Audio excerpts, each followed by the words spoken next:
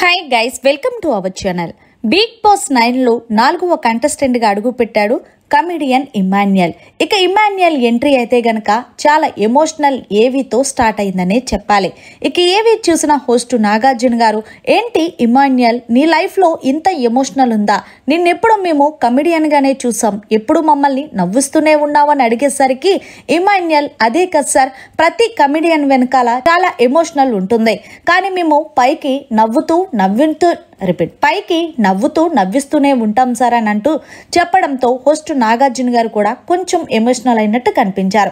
ఇక నాగార్జున గారు మాట్లాడుతూ, ఇమాన్యుయల్, నువ్వు మిమిక్రీ బాగా చేస్తావంట కదా, ఇక్కడ ఉన్న కామన్ మ్యాన్సా లేకపోతే సెలబ్రిటీసా, ఎవరు విన్ అవుతారనేది అక్కడ బోర్డు మీద కనిపిస్తున్న మెగాస్టార్ గారి ద్వారా ఆయన మాటల్లో చెప్పాలి అంటూ హోస్ట్ నాగార్జున గారు చిన్న ట్విస్ట్ ఇచ్చారు. ఎక్కడా కూడా తడబడకుండా ఇమాన్యుయల్ అయితే చాలా బాగా డైలాగ్ చెప్పాడనే చెప్పాలి.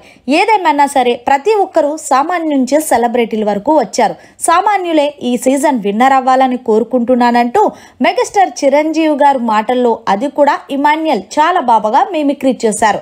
ఇక మొత్తానికి హోస్ట్ నాగార్జున గారు ఫిదా అయిపోయారు.